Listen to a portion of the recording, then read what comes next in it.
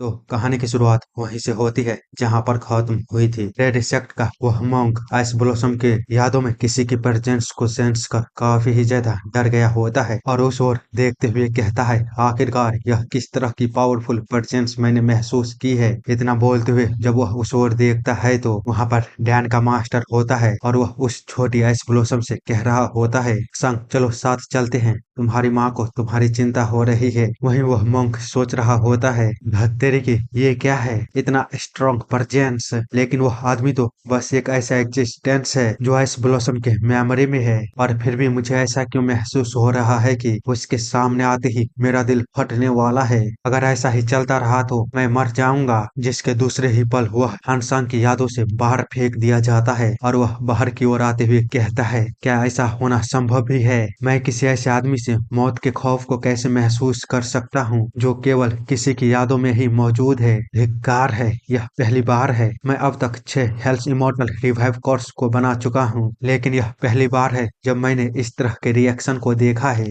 अभी भी suspended animation state में है। उसके लिए असंभव होगा मुझे वापस बाहर निकालना। तो फिर वह कौन सी एनर्जी थी जिसने मुझे बाहर फेंक दिया? क्या यह उस आदमी की वजह से हो सकता है? अगर वह उसकी यादों में भी ऐसी प्रेजेंस को दिखा सकता है तो वह जरूर कोई ऐसा होगा जिस पर उसे पूरा भरोसा होगा। मैं बस उससे उसकी यादों में ही मिला हूँ, तो भी उसकी वजह से मुझे इंटरनल इंजरी हो गई है। पर अब चिंता करने की कोई बात नहीं है। उस वुमेन की सोल ऑलमोस्ट कंप्लीटली सबड्यू कर लिया गया है। अब बस एक चीज ही बाकी है, सुंदरी आइस ब्लॉसम, अब से तुम्हारा सोल मेरा होगा। इतना बोलते हुए जब वह दोबारा उसकी यादों में जाने की कोशिश करने लगता है तो वह ऐसा नहीं कर पाता। जिसे देख वह कहता है, आखिरकार हो क्या रहा है? मैं उसकी यादों में नहीं जा सकता। साथ ही इसके बारे में तो भूल ही जाओ। इस extreme cold in energy crystal में इस समय पर उसकी सोल को सील करना, इसके बजाय extreme cold in energy crystal के शरीर में अवशोषित कर लिया गया है। दूसरी तरफ हम हानसांग को देखते हैं जो कि अपनी यादों में कह रही होती है, मैं कहाँ पर हूँ, यह कौन सी जगह है? आगे वह मोंग की बातों को याद करती है जो कि उससे कहा था, सब कुछ भूल जाओ, अब से तुम्हारा आत्मा मेरी है। तो हानसांग कहती है, क्या भूल जाना? पर मेरे पास तो कोई मेमोरी ही नहीं है, तो अब मैं क्या करूं? और मुझे किसे भूलना चाहिए? इतना बोलते हुए वह निराश हो ही रही होती है। तभी उसके सामने एक लाइट चमकती है और वो अपने आगे देखती है अपने मदर और फादर को। आगे वह कहती है, ये तो वही है जो मेरे सपनों में आते हैं। तो अब मुझे समझ आया, यह इसलिए था, इसलिए तुम मुझे उन आंखों से देखते थे, दुख और गर्म के साथ। फादर, मदर, मुझे आपकी याद आ रही है। मैं कभी भी अकेला नहीं थी, आप हमेशा मेरे साथ थे। वहीं बाहर की ओर हम देखते हैं, वह मॉन्क कह रहा होता है, क्या ऐसा हो सकता है कि यह कोई प्रोटेक्टिव एनर्जी हो? यह देखते हुए कि वह जिस तरह सेल्फ प्रोटेक्टिव एनर्जी को बाहर निकाल रही है, तो वह जरूर कोई ऐसा है जिसने सही मार्शल आर्ट में मास्टरी हासिल की है। मैं ठीक से नहीं जानता कि आइस ब्लॉसम ने किस तरह की मार्शल आर्ट में महारत हासिल की है, लेकिन मुझे यकीन है कि उसने निश्चित रूप से एक धार्मिक मार्शल आर्ट में महारत हासिल कर ली होगी जो अपने मास्टर को बुरी एनर्जी से बचाता है। धत तेरे की, अब मैं इसे और कंट्रोल नहीं कर सकता। मेरी एनर्जी खत्म हो रही है। उसके जैसा कोई भी पूरे मेनलैंड में नहीं होगा। यह मुझे और भी पीछे धकेले जा रही है। यह एनर्जी पंखों की तरह मुलायम है, लेकिन एक ही समय में गोंद की तरह स्थिर महसूस होती है। इसके अलावा यह शाश्वत बर्फ की तरह ठंडा और आग की तरह गर्म महसूस हो रहा है। इस दुनिया में यह अविश्वसनीय एक एनर्जी क्या है जिसे मैं महसूस कर रहा हूँ? यह बिल्कुल उसकी एनर्जी की तरह लगता है जो एकमात्र ऐसा एग्जिस्टेंस है जो मेरी टेक्निकों से अप्रभावित है। किंग ऑफ वार, पर ऐसा नहीं हो सकता। आइस ब्लॉसम कैसे किंग ऑफ वार की तरह हो सकती है? इतने में ही उसकी हाथ पूरी तरह से तबाह हो जाती है उस एनर्जी को रोकते रोकते। जो देख वह कहता है, मेरा हाथ गायब हो गया है। इतना बोलते हुए वह काफी ही जोरदार चीख मारता है और आइस ब्लॉसम को देखते हुए कहता है, मैंने जब पहली बार उसे देखा था तो मैं बता सकता था कि उसके पास आउटस्टैंडिंग फिजिकल कॉन्स्टिट्यूशन है, लेकिन उस समय पर मुझे उससे कोई भी स्पेशल एनर्जी महसूस नहीं हुई थी, इसलिए मुझे लगा था कि उसे वश में करना आसान होगा, पर मैं गलत था। मेरी एनर्जी जो उसके नोह पॉइंट के जरिए उसके अंदर जाने की कोशिश कर रही थी। इसके अलावा इस प्रोसेस में extreme cold in energy crystal, जो ऐसा लगता था कि कभी भी पिघल नहीं सकता है, वो अब उसके शरीर में समा गया है। मेरे उस पर काबू करने के अटेम्प्ट में वह वोमेन अपने शरीर पर लगी सील से जाग गई है। उसी समय हानसांग अपनी आंख को खोलते हुए उससे कहती है, मैं तुम्हें जिंदा रहने दूंगी। उसे इस तरह बोलता देख मंक काफी ही ज्यादा हैरानी के साथ सोचता है, क्या वह कब अपने कॉन्शियसनेस में वापस आ गई। तभी हानसांग आगे उससे कहती है, मैं तुम्हें कभी भी माफ नहीं कर सकती, यह जानकर कि तुम मेरे साथ क्या करना चाहते थे, लेकिन फिर भी मैं तुम्हें शुक्रिया बोलती हूँ। तुम्हारी वजह से मेरी यादाश्त वापस आ गई, इसलिए मैं तुम्हें इस बार जाने दूंगी। जो सुन मोंक चिल्लाते हुए कहता है, तुम अपनी यह बकवास करना बंद करो। अब जब हालात ऐसा हो गया है तो मैं खुद तुम्हारे सर को काटूंगा और उस extreme cold in energy crystal को वापस पुनः प्राप्त करूंगा। Bloody thunder evil crystal flow ancient technique से ट्रांसफॉर्म हो जाती है पावरफुल क्यूआई में। गुड विद्या के मंत्रों के माध्यम से यदि यह लाल क्यूआई का प्रवाह तुम्हारे शरीर को छूता है तो तुम्हारा सारा खून चूस लिया जाएगा और तुम तुरंत ही एक मम्मी में बदल जाओगी। गलत मत समझना, मम्मी मतलब लाश में बदल जाओगी, उसके बोलने का मतलब यही था। इतना बोलते हुए वह उस पर एक भयानक अटैक कर देता है। आइस ब्लॉसम उसके उस bloody thunder evil crystal flow के अटैक को देख अपने बालों के साथ कुछ करते हुए कहती है, ओह तो ऐसी बात है। इतना बोलते हुए वह अपना अटैक करती है, great moon soul damage swordsman shape, जो कि सीधे उस मॉन्क के सर पर जाकर लगता है। साथ ही हम देखते हैं उस मॉन्क के सर पर आधी चंद्रमा भी उभर कर बाहर आ गया होता है। वह उस अटैक से हिट होने के बाद कहता है, यह क्या था। वह ब्लेड थ्रेड, मैं उसे तोड़ सकता था अपने क्यूआई से, क्या मैं उसे तोड़ भी पाता अपने पावरफुल क्यूआई से। यह बहुत ही क्रूअल है। इतना बोलते हुए वह जमीन पर गिर जाता है। तो इस चैप्टर की शुरुआत होती है और हम देखते हैं कोई काफी स्पीड में भागते हुए कह रहा होता है, हमें रात होने से पहले जाना होगा, हमें रात होने से पहले वहां पर पहुंचना होगा। साथ ही वह सोच रहा होता है, अगर यह लेटर सच में जिनान से आया है तो इसमें वह इंफॉर्मेशन होगी जो यंग लेडी को चाहिए। आखिर इसमें किस तरह की मिस इंफॉर्मेशन है जिसके चलते डिजास्टर का सामना करना पड़ा, यहाँ तक कि विनाश की धमकी भी दी गई। मैं इस सिचुएशन को कम करके नहीं आंक सकता। इसके चलते कई सारे ट्रेडर मर चुके हैं, इसलिए मेरा यह विश्वास करना काफी कठिन है कि कोई मुझे फॉलो नहीं कर रहा होगा। जस्ट इन केस अगर कुछ गलत हो जाता है तो मैं इमीडिएटली क्लोज कर दूंगा हैचुन मर्चेंट गिल्ड को और अपने फैमिली को छुपा दूंगा, पर फिर भी मैं अपनी सेफ्टी का गारंटी नहीं दे सकता। भले ही मैं डरा हुआ हूँ, पर फिर भी मैं इस समय पर हार नहीं मान सकता। अगर इस तरह की इंफॉर्मेशन को प्राप्त करने के लिए यंग लेडी इतना उत्सुक है तो यह जरूर उनके लिए भी खतरनाक होगा। मुझे पूरा यकीन है कि इसका इस्तेमाल करके उनके पास एक अच्छा प्लान होगा। मैं जंग हाजू निश्चित करूंगा कि यह लेटर यंग लेडी सोह तक पहुंच जाए। उतने में ही हम देखते हैं उसके पीछे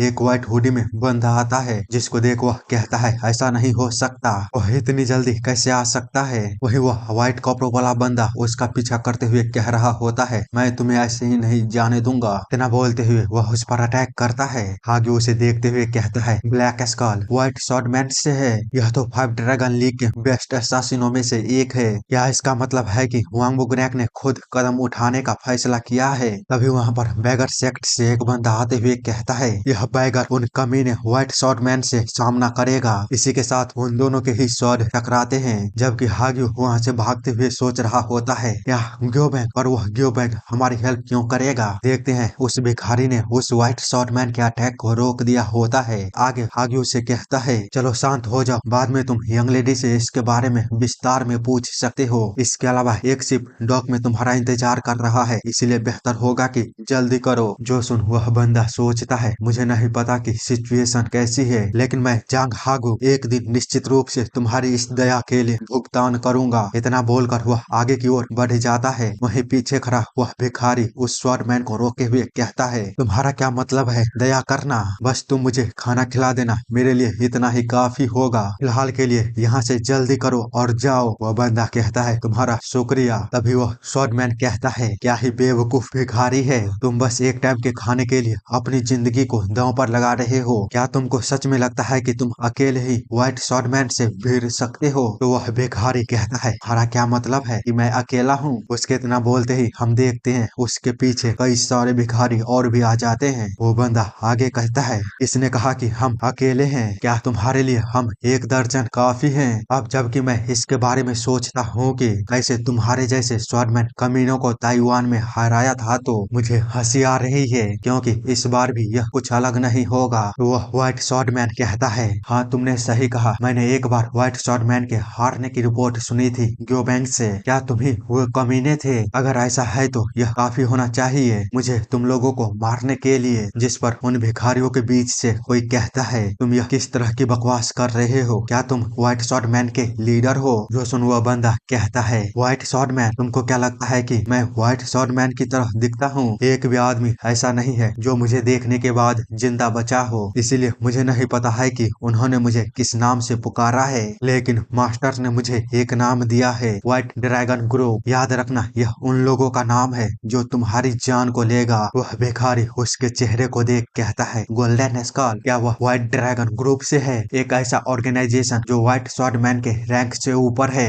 व्हाइट ड्रैगन ग्रुप एक ऐसा ग्रुप है जिसमें कि सर्वश्रेष्ठ मजबूत इरादों वाले लोग शामिल है। यह सारे इंस्पेक्शन ग्रुप है जो 5 ड्रैगन लीग के अंदर आते हैं। उनका काम गांगों में सारी इंफॉर्मेशन को इकट्ठा करना है, और अगर उन्हें लगता है कि यह किसी भी तरह से 5 ड्रैगन लीग को नुकसान पहुंचा सकता है तो मैंने सुना है कि वह स्वतंत्र है कार्रवाई करने के लिए और डिसीजन ले सकता है पनिशमेंट को देने के लिए। साथ ही मैंने सुना है कि जो भी आदमी व्हाइट ड्रैगन ग्रुप के बीच गोल्डन स्कल से मिलना चाहता है तो उसे अपनी मौत के लिए तैयार रहना होगा। उसका नाम आयरन गार्ड स्वॉर्डमैन हांसो वाई है। उसके बस एक बार स्वॉर्ड निकालने से ही आगे वाला किसी न किसी को मरना निश्चित है। इतना बोलते हुए वह काफी घबरा जाता है और कहता है हे भगवान क्या मैं मरने वाला हूँ? आगे हम देखते हैं वह कुछ बोल पाता उससे पहले ही वह व्हाइट स्कल ने अपने स्वॉर्ड को बाहर निकाल लिया होता है और एक अटैक करता है river of blood and sea of lord के। उस अटैक के कारण हम देख पाते हैं उसके आगे खड़े सारे भिखारी समय के एक चंद में ही पूरी तरह खत्म हो जाते हैं और उनकी बॉडी टुकड़ों में बंटकर छितर बितर हो जाती है। इसी के साथ सीन चेंज होता है और हम कहीं पर देखते हैं जहाँ पर कोई बोल रहा होता है ओह पर एक शिप तो पहले ही यहाँ से रवाना हो चुका है। कोई दूसरा कहता है यह जरूर उन भिखारी कमीनों के इंटरफेयर करने के कारण होना चाहिए। पहले उसने हाचुन मर्चेंट गिल्ड में इंटरफेयर किया और अब जंगल में यह पहली बार होगा जब हम 2 बार अपने लक्ष्य से चूक चुके हैं। और ये सब वही व्हाइट स्वॉर्डमैन ग्रुप के बंदे होते हैं जो कि जंगल में भिखारियों को मारकर गायों का पीछा करते हुए बंदरगाह तक पहुंच गए होते हैं, लेकिन गायू पहले ही शिप को पकड़कर वहां से भाग चुका था। उन्हीं के बीच से एक बंदा कहता है मुझे काफी शर्म आ रही है पर फिर भी हम उसे पानी पौड़ने वाली टेक्निक से पकड़ सकते हैं, प्लीज हमें ऑर्डर दीजिए। तो कोई कहता है क्या तुम जानते हो हांग्यू कौन है? तो कोई कहता है माफ करिएगा। जो सुन वह पहले वाला बंदा बताता है ग्रेट हेवनली मर्चेंट ग्रुप, जिसका कि कोई आधार नहीं था लेकिन तभी उन्होंने मैनेज कर लिया मेनलैंड के टॉप 5 ग्रुपों के साथ ग्रो करने में। सबको ऐसा लगता है कि यह केवल ग्रेट हेवनली मर्चेंट ग्रुप के मास्टर हानमा वो और उसकी बेटी हासोहो के कारण संभव हुआ है, लेकिन सच्चाई तो यह है कि यह सब संभव हुआ था केवल जांग हायू की इंफॉर्मेशन के कारण। वर्तमान में हागू सबसे छोटा और जर्जर मर्चेंट ग्रुप का लीडर के पद पर है ग्रेट हेवनली मर्चेंट ग्रुप के अंदर, जिसे हॉचुन मर्चेंट गिल्ड कहा जाता है। लेकिन ऐसा कहा जाता है कि अगर वह अपना मन बना ले तो उसके लिए पूरी दुनिया में ऐसा कोई भी इंफॉर्मेशन नहीं है जिसे वह हासिल नहीं कर सकता। उसे सेंट्रल प्लेन में सर्वश्रेष्ठ इंफॉर्मेशन डीलर के रूप में जाना जाता है। वह कोई ऐसा है जिसने मास्टर के बारे में इंफॉर्मेशन निकालने की कोशिश की है, इसीलिए यह तो निश्चित बात है कि यह 5 ड्रैगन लीग के लिए अच्छी चीज नहीं होगी। हमारे लिए अभी हागियों को मारना आसान है, लेकिन अगर हम ऐसा करते हैं तो हम यह पता नहीं लगा पाएंगे कि इन सब के पीछे मास्टरमाइंड कौन है। हमें यह जानना ही होगा कि उस इंफॉर्मेशन को कौन चाहता है। आगे हम ग्रेट हेवनली मर्चेंट ग्रुप को देखते हैं जहाँ पर कि सोहो बोल रही होती है क्या आप लेडी हानसांग आ हैं? तो हानसांग कहती है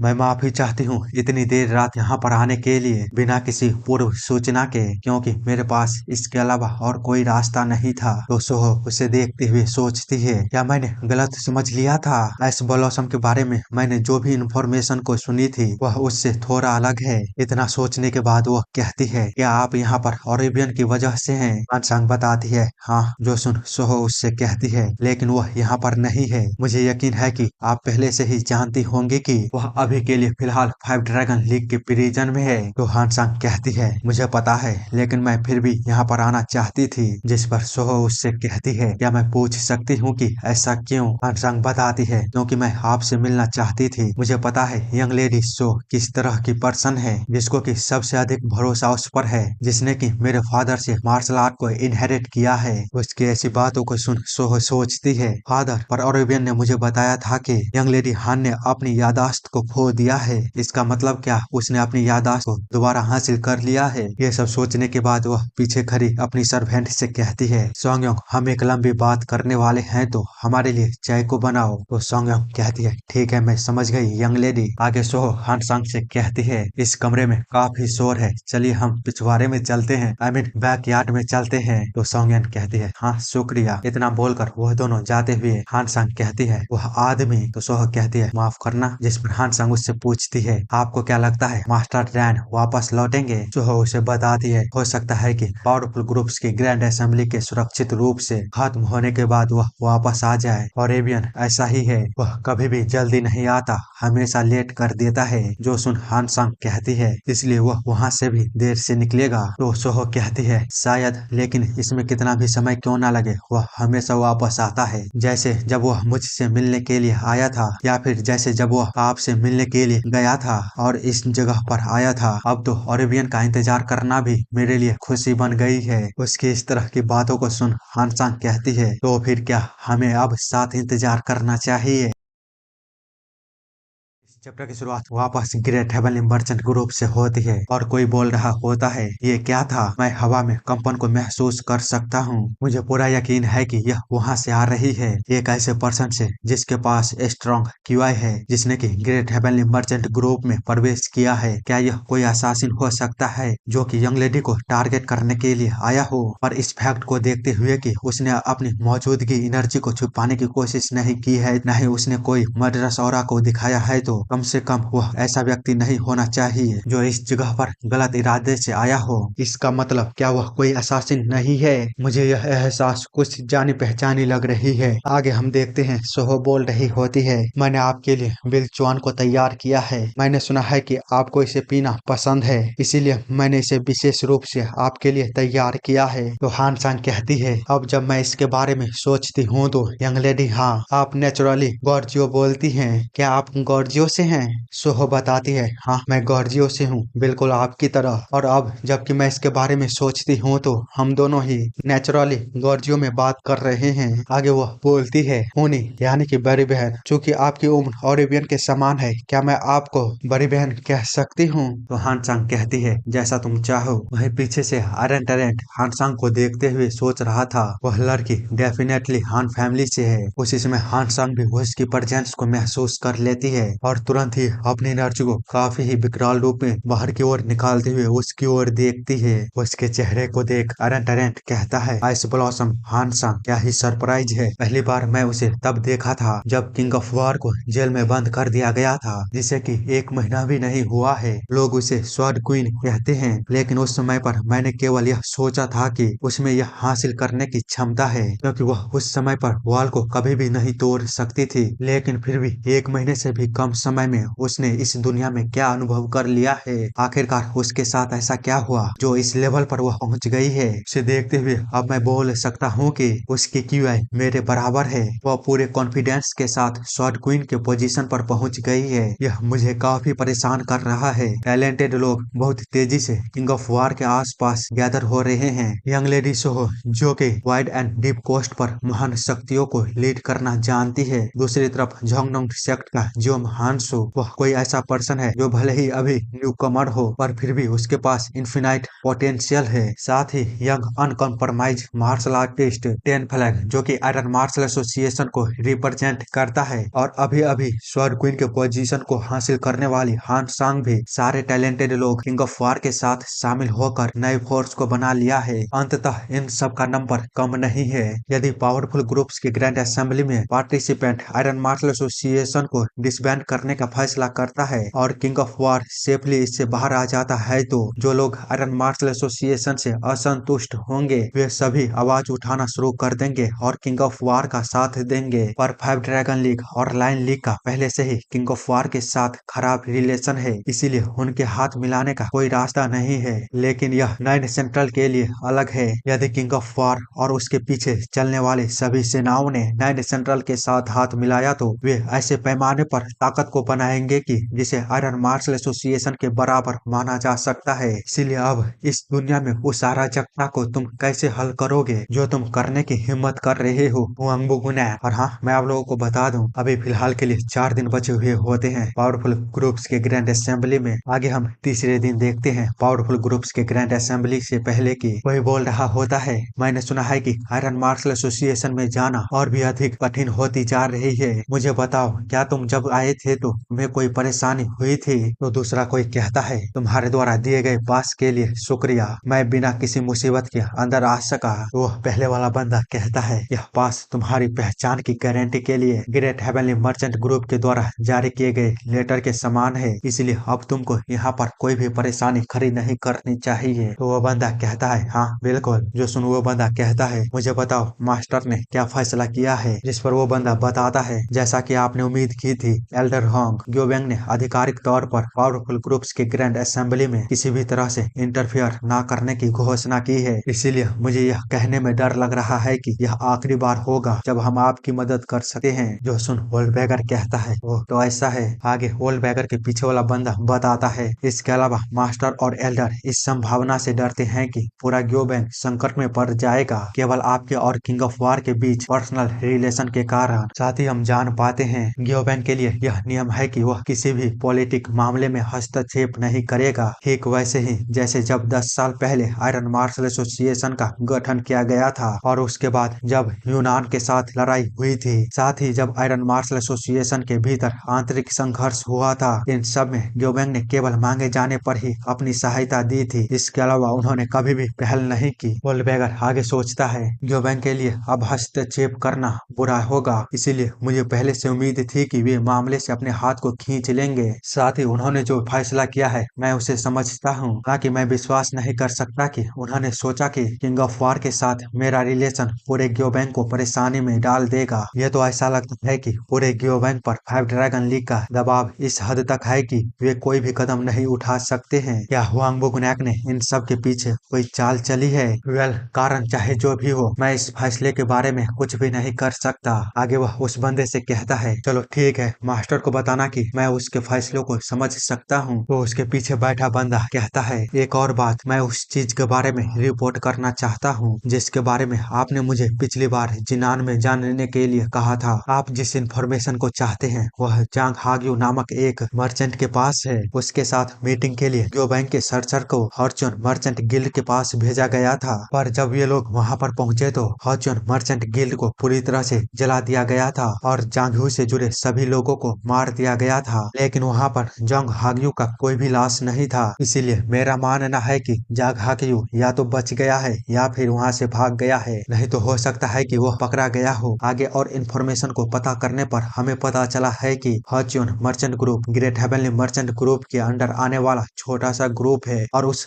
हॉर्चून मर्चेंट गिल्ड को लीड करने वाला जोग हायू ग्रेट हेवनली मर्चेंट ग्रुप के लीडर का स्वर्ण ब्रोदर है। इसीलिए ग्योबैंग के सर्चर को उसकी रक्षा के लिए उसके पीछे जाने का ऑर्डर दिया गया था, पर थोड़ी ही देर बाद हमारा उनसे कांटेक्ट टूट गया। जो सुन होल्डबैगर उससे पूछता है, क्या तुम जानते हो कि जंग हायू को किसने पकड़ा है? वो बंदा बताता है, मैं अभी पूरी तरह से कंफर्म नहीं हूँ, मैंने जो हॉर्चून मर्चेंट गिल्ड के बचे हुए लोगों से सुना है उससे पता चलता है कि उन्होंने किसी तरह के गोल्डन स्कल वाले आदमी को देखा था। होल्डबैगर जिसको सुनते ही कहता है, क्या व्हाइट स्कल? मुझे अब यह मत बताना कि वो व्हाइट ड्रैगन ग्रुप से है। इसी के साथ सीन चेंज होता है और हम व्हाइट ड्रैगन ग्रुप को देखते हैं जो कि गायू का पीछा करते हुए यांगटीज रिवर तक पहुंच गए होते हैं। और कोई कहता है यदि वह मेन स्ट्रीम से इंटर करते हैं तो इसमें कोई संदेह नहीं है कि उनका गंतव्य डोंगटिंग झील में गुनसुंग द्वीप है जहां आयरन मार्शल एसोसिएशन स्थित है। इसका तो एक ही मतलब है कि जांघायु की आंदोलन के पीछे का मास्टरमाइंड हामैन वो नहीं है, बल्कि यह ग्रेट हेवनली मर्चेंट ग्रुप की यंग लेडी सोहो है। मैं आगे बढ़कर जांघायु और उस शिप को देखता हूँ लोग आयरन मार्शल एसोसिएशन के लिए कबूतर को भेजो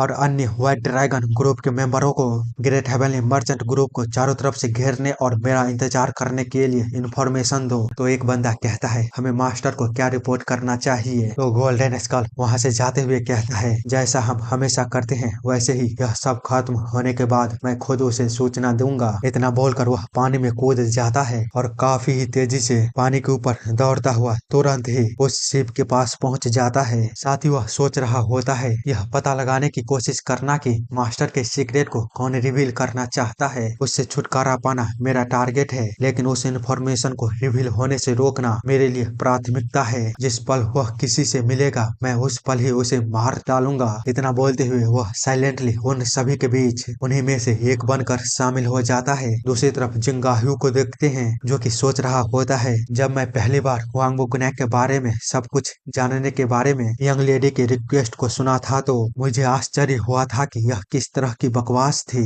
ऐसा इसलिए क्योंकि हुआंग बुकनैक वह है जो हुआंगबो फैमिली के उत्तराधिकारी के रूप में पैदा हुआ था और अपने जीवन के शुरुआत से ही यंग मास्टर के पोजीशन को धारण किया है, जिसके चलते वह कोई ऐसा है जो बिना किसी कारण के चिकने रास्ते पर चलता है जिसके बारे में किसी को भी संदेह नहीं होती। लेकिन जैसे ही मैंने उसके बारे में इंफॉर्मेशन को प्राप्त किया तो हमने किंग के गुस्से से खिलवाड़ कर लिया है। यह निश्चित रूप से सील्डबंद लेटर में इंफॉर्मेशन हुआंग बुकनैक के लिए एक बंदूक की तरह है। मैं कुछ दिनों से बिना आराम किए चले जा रहा हूँ, इसलिए ऐसा लगता है कि मेरी बॉडी अब लिमिट पर है, लेकिन मुझे पता नहीं है कि अगर मैं यहाँ पर रुक गया तो यह मेरे लिए अंत होगा। शायद यह मेरे लिए लास्ट मिशन हो सकता है। मुझे यह सीलबंद लेटर यंग लेडी को देना ही होगा चाहे कुछ भी हो जाए। और अब बस 2 ही दिन बचे हुए होते हैं पावरफुल ग्रुप्स की ग्रैंड असेंबली में। आगे हम 5 ड्रैगन लीग को देखते हैं जहाँ पर कि हुआंग बुकनैक सोच रहा होता है कल से ग्रेट आयरन मार्शल एसोसिएशन अब और अधिक एग्जिस्ट नहीं करेगा। भले ही सारी चीजें मेरी प्लानिंग के अनुसार ही हो रहा है, पर फिर भी मेरे दिल में कहीं ना कहीं मुझे ऐसा लगता है कि कुछ ना कुछ गलत हो रहा है। सबसे पहले मुझे ऐसा इसलिए लगा क्योंकि रेड सेक्ट के एल्डर को गायब हुए काफी दिन हो चुका है और उसने पहले ही मेरे लिए हेल्स इमॉर्टल रिवाइव कॉर्प्स को बना दिया है, इसलिए अब वह कभी भी वापस भी नहीं आता है तो भी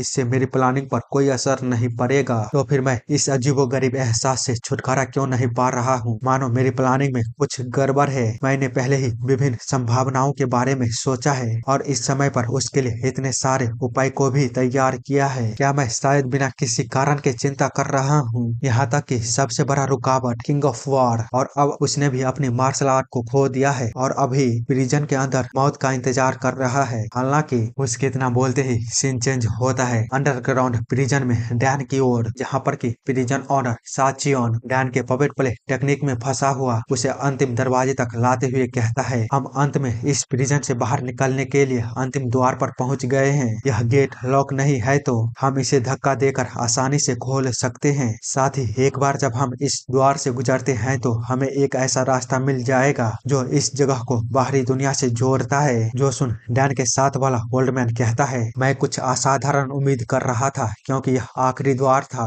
पर यहाँ तो कुछ भी नहीं है। तो सुरक्षा ब्यूरो का मेंबर कहता है हाँ आपने सही कहा, यह सोल बैंडिंग कंफ्यूजन की तुलना में कुछ भी नहीं है जिससे कि हम पहले गुजरे थे। उससे गुजरते समय हमें ऐसा लगा था कि हम जंगल में घुस गए हैं, जो देख मुझे लगा था कि हम जेल से बाहर निकल गए हैं, पर ऐसा कुछ भी नहीं था। उसी समय साचोन कहता है ज्यादातर लोग ऐसा ही सोचते हैं, लेकिन यह एक जाल है। छिपी हुई सुरक्षा को खोलने के लिए तुमको 28 भागों को सही क्रम में दबाना होगा और एक बार दरवाजे को पूरी तरह खोलने के बाद ही सुरक्षित रूप से बाहर निकला जा सकता है। यदि इसे खोलते समय जरा सा भी लापरवाही हो जाती है तो पूरा पैसेज कोलैप्स हो जाएगा और यहाँ पर हर कोई मर जाएगा। जो सुन सुरक्षा ब्यूरो का मेंबर कहता है मैं सोच भी नहीं सकता कि अगर हम अपने दम पर यह सब करने की कोशिश करते तो हमारा क्या होता। लेकिन डैन उसकी बातों पर ना ध्यान देकर सोच रहा होता है कल वह दिन है जब पावरफुल ग्रुप्स की ग्रैंड असेंबली होने वाली है। दूसरी साइड वांग बुकनैक भी सोच रहा होता है वह दिन आ ही गया, कल king of war powerful groups की ग्रैंड असेंबली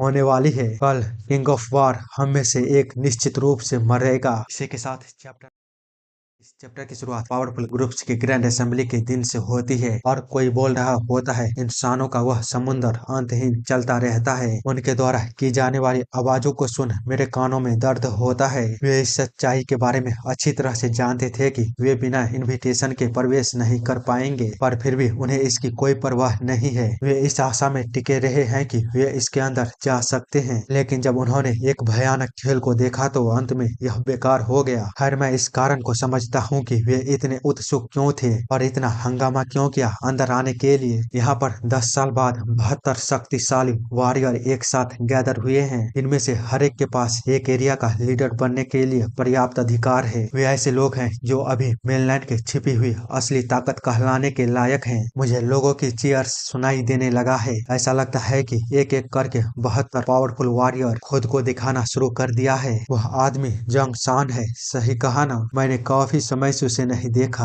महान दीवारों से परे डिवाइन ड्रैगन, अपने निकनेम की तरह वह ग्रेट वॉल के बाहरी क्षेत्र के शासकों में से एक है और 72 पावरफुल वॉरियरों में से भी एक है। मैंने सुना है कि उसने अपने डिसेबल को तब तक ट्रेन किया जब तक कि वे एक असाधारण लेवल तक नहीं पहुंच गया। इसके अलावा ऐसा किसी को भी ढूंढना मुश्किल है जो उससे मेल खा सके, लेकिन मेरे लिए यह अनुमान लगाना कठिन है कि वह वास्तव में कितना स्ट्रांग है। आगे वह आदमी मुवई है, हैनान का सबसे जिद्दी बूढ़ा आदमी। खैर, भले ही वह जिद्दी ओल्ड मैन हो, पर फिर भी उसका स्किल रियल डील है। यह बहुत अच्छा होगा अगर मैं किसी भी परेशानी को उठाए बिना पूरी तरह से जितना चाहूँ उतना इस घटना का आनंद ले सकूं। उसी समय वहाँ पर कोई आते हुए बोलता है, अगर यह वही है जो तुम चाहते हो तो तुम बस उनके साथ घुल मिल जाओ और इस पावरफुल ग्रुप्स के ग्रैंड असेंबली का आनंद लो, जिसके बाद तुम्हें कोई भी चिंता करने की आवश्यकता नहीं पड़ेगी। जिस पर ओल्ड बैगर कहता है, यहाँ पर कोई चिंता करने की बात नहीं है, यह सिर्फ एक ओल्ड भिखारी की बड़बड़ाहट है। जो सुन वह बंदा कहता है, मैं सोच रहा था कि यह तुम्हारे अपेयर होने का समय है, पर फिर भी मैंने तुम्हारे बारे में कोई भी खबर नहीं सुनी। इसीलिए मैंने सोचा था कि तुम मेनलैंड के सभी मामलों से रिटायर हो गए हो, लेकिन अब जब मैं तुमको यहाँ पर देख रहा हूँ तो ऐसा नहीं लगता। बजाय इसके मैंने तुम्हारे बारे में काफी सारी खबरें सुनी है। एल्डर हॉन्ग, 10 साल पहले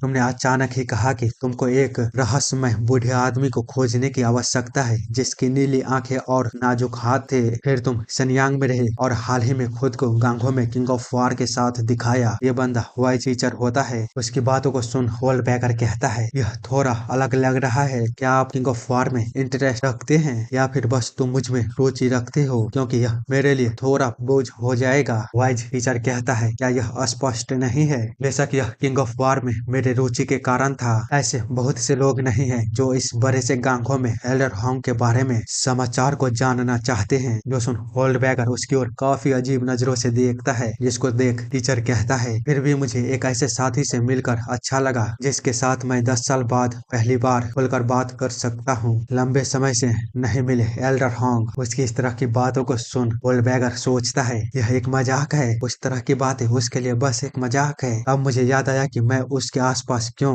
अनकंफर्टेबल महसूस करता हूँ। भले ही मैं उसे अपना दोस्त मानता हूँ तो भी वह हमेशा अपने चेहरे पर गंभीर नजर से बात करता है और इस तरह के चुटकुले सुनाता है। फिर वह एक मुस्कान लाता है जिससे मुझे अजीब लगता है। वह काफी अजीब है। इतना सोचने के बाद वह उससे कहता है, ऐसे बेकार से चुटकुले बनाना बंद करो। वाइज टीचर, मैंने सुना है कि पावरफुल ग्रुप्स की ग्रैंड असेंबली में तुम्हारी महत्वपूर्ण भूमिका है। क्या तुमको वहाँ पर जल्दी नहीं जाना चाहिए और तैयारी करनी चाहिए? तो वाइज टीचर कहता है, मैं आज सुबह से ही तैयारी कर रहा हूँ, लेकिन इस पूरे टाइम उस वॉरियर हॉल में रहने के कारण मुझे घुटन महसूस होने लगी थी, इसीलिए मैं ताजी हवा खाने के लिए बाहर आ गया। मुझे लगता है कि उस जगह पर वेंटिलेशन अच्छी नहीं है। जिस पर ओल्ड बैगर उस ओर देखते हुए कहता है, वहाँ पर बहुत सारे लोग गैदर होने वाले हैं, लेकिन तभी उन्होंने इसे चावल की कोठी की तरह ढकने की कोशिश की है। इसके अलावा इसे बनाने का समय बस 10 दिन था, इसीलिए वे लोग इसके वेंटिलेशन पर ध्यान नहीं दिया होगा, या फिर सभी को उसके अंदर बंद करके वांगमुगनैक सभी को मारने का प्लान बना रहा है। आप लोगों को क्या लगता है? कमेंट करके जल्दी बताओ। फिर आगे देखते हैं।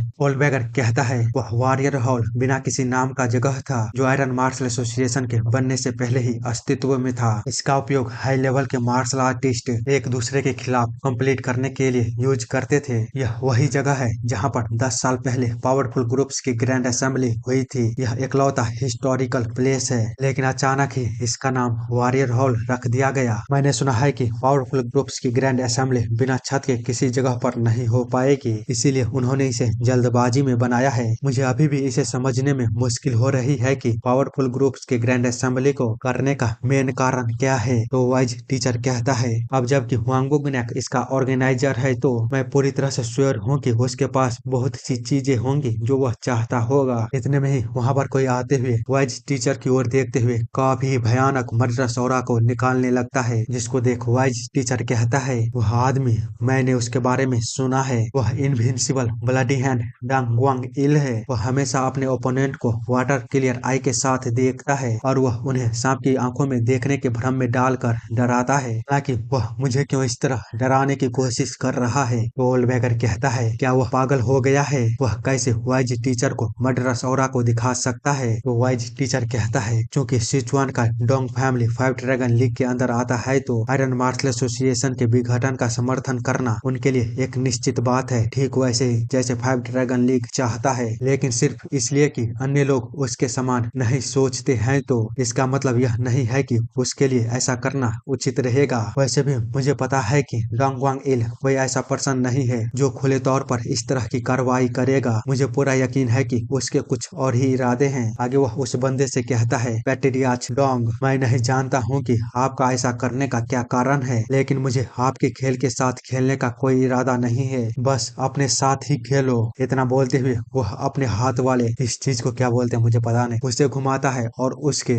सारे मर्डरस ऑरा को दूर कर देता है, मानो खत्म ही कर दिया होता है। जो देख डोंग कहता है, मैंने इसे बेहतर करने के लिए मर्डरस एनर्जी के साथ जोड़ा था, पर फिर भी वाइज टीचर से यही उम्मीद की जा सकती है। आप कोई आसान ओपोनेंट नहीं है। वैसे भी इसमें मजा नहीं आता। अगर यह आसान होता तो अब बस इंतजार करो वाइज टीचर, मैं वह हूँ जो तुम्हें खत्म करेगा, लेकिन अभी वह समय नहीं आया है। हम अगली बार इसे दोबारा देखेंगे, क्योंकि पावरफुल ग्रुप्स की ग्रैंड असेंबली जल्द ही शुरू होने वाली है। उसे इस तरह अजीबोगरीब चेहरे को बनाता देख गोल्डबैगर कहता है, आखिरकार उस कमीने के साथ क्या गलत है? तो वाइज टीचर कहता है, डोंगवांग इल वह सिचुआन के डोंग फैमिली का पैट्रियार्च है। जो सुन गोल्डबैगर कहता है, एक पैट्रियार्च के पोजीशन वाला पर्सन आखिर वह किस कारण से आपके प्रति मर्डरस ऑरा को दिखा रहा था? क्या उसे आपसे कुछ शिकायतें हैं? तो वाइज टीचर बताता है, मुझे नहीं पता। वैसे भी अब मुझे समझ में आया कि सिचुआन के एरिया में एमी सेक्ट और यहाँ तक कि किंगचोंग सेक्ट दोनों हैं, इसलिए डांग फैमिली जो चाहता है उसके साथ वैसा खेलना चाहता है। तो गोल्डबैगर कहता है, जो कुछ भी हो, लेकिन उसने जो किया है उसे केवल एक यंगमैन की जलती हुई भावना के रूप में नहीं माना जा सकता है। यह पहली बार था जब मैंने किसी ऐसे आदमी को देखा जिसने इतनी आत्मविश्वास से मर्डरस ऑरा को दिखाने की हिम्मत की है,